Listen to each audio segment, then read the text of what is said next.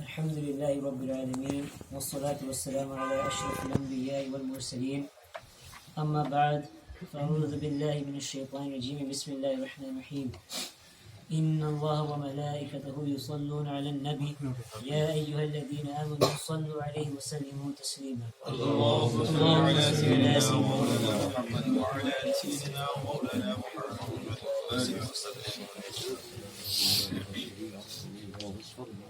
Inshallah, this week we will be on the topic of how to enter into one's home or how to enter into other people's houses. Islam goes through every single tiny step, and it even goes through the steps on how to enter somebody else's home. It's mentioned in hadith that a Sahabi, he says that Safwan bin Umayyah, he's another person, he's another Sahabi, and he told this other Sahabi to go to the Prophet ﷺ. He said, go to Rasulullah ﷺ, and the Sahabi says that he entered into the house of the Prophet ﷺ, but he did not give any salam, he did not say assalamu alaikum, and he entered without seeking permission as well. Huzur ﷺ told his Sahabi to leave this house, and before you come in you should give salam and ask, may I enter into this home, and then you have to say assalamu alaikum, may I enter, and then if the person gives you permission, then you may enter into the house. Another narration is when Rasulullah ﷺ, on the same topic, he says that you should not give permission to any person to enter into your house unless they make salam to you first, and you cannot give permission for anybody to enter your home unless they give you salam first. If they don't give you salam, Rasulullah ﷺ says, do not give me permission to enter your homes. Another narration, the Prophet and Sahabi, he says that when Rasulullah ﷺ, when he went to the door of any person, to any Sahabi or any companion, he went to their house, before he'd stand at the door and he wouldn't stand directly in front of the door. Rather, he'd stand to the right side or he'd stand to the left side of the door. So the people inside, they could tell who it is, but without the person who is coming, without them seeing directly what's inside. Because during that time, there were no doors or no curtains. So the house was kind of exposed as well. This is why Rasulullah ﷺ would stand to the side of the door, he'd stand to either the right side or he'd stand to the left side. And then he'd ask permission, am I allowed to enter? He'd give salam to the people inside the house, he'd ask those inside, am I allowed to enter? And it's also mentioned that Rasulullah ﷺ, he also advised us, you ask for permission 3 times, and if each of these 3 times nobody replies, then you should leave. You should not persist, because either there's nobody inside the house or the person inside does not want you to come inside.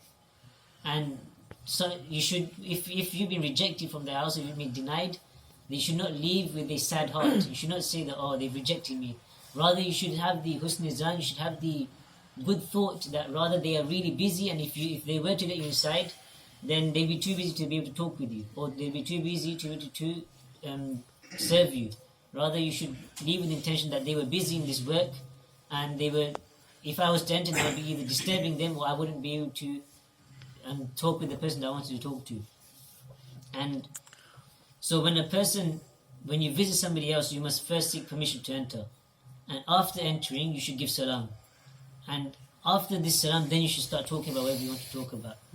And if the person you are entering, as in the person's house you're entering, if you've gone to enter his house and he isn't there, you've seen him go outside, then there's no need for permission, and you should just give salam, you should go inside.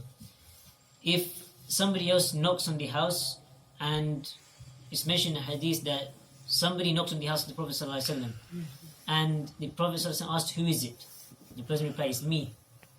Then Huzur ﷺ, he replied, oh, it's me, in a way that he showed that he had dislike for this. Because if you're going to knock on someone's door and say, it's me, how's the person going to know that it's you? You don't know who, the person inside won't know who it is unless you say your name. You should either say your name or you should either say your purpose as to why you're there. Then the person will know who you are and you can enter into their home. Because Huzur, he was upset by this. He found this disappointing that somebody would just say, oh, it's me. Rather, the Prophet advised us to say your name if someone to ask who it is. And again, it's mentioned that if you requested permission to enter into someone's house and they did not grant you permission, do not be upset with them. Rather, you should leave there happily, as there's a possibility he did not have time to work with you or he did not have time to meet you. You could be busy in different work. So the Prophet would also advise us that when you enter into your own homes and there's nobody else in the home, you should say salam, and you should also say salam upon Rasulullah sallallahu alaihi wasallam. as in the house there are angels, and these angels, if you were to send salam to the Prophet ﷺ, these angels, they'll go to Medina Sharif and give the salam to Prophet ﷺ themselves. And if there is somebody in your home, then you should also give salam to them as well. And the person who receives the salam, they should reply as well. It's wajib to reply to a salam. If a person arrives and he starts conversing with you, or he starts to talk with you, then he did not give you salam, then you should not reply. You have the right to just ignore him. You have the right to not respond to what he's saying. Because Rasulullah ﷺ said, do not respond to the words of one who begins to talk without conveying his salam first. So we should always, if you want to talk to someone, we should always give salam first and then begin talking. We should not start talking and then give salam at the end. This is not the way that Islam has taught us, not the way that Rasulullah ﷺ has taught us. And we should also give salam to people whether we are going or whether we're leaving. So if we meet someone, we should say salam, and before we leave, we should also say salam. And in regards to entering people into your homes, it is beneficial to allow scholars to enter your homes and to invite them to your homes, as this brings great blessings into one's homes as well, to invite scholars into your own home. And if it's important that if there is a man at the door, then a man should be the one who opens the door. And if it's a woman at the door, then a woman should be the one who opens the door. As Rasulullah ﷺ cursed the person who allowed allowed the people who were not relatives to enter into the homes and meet with the women of that family. Rasulullah ﷺ cursed these people who allowed this to happen.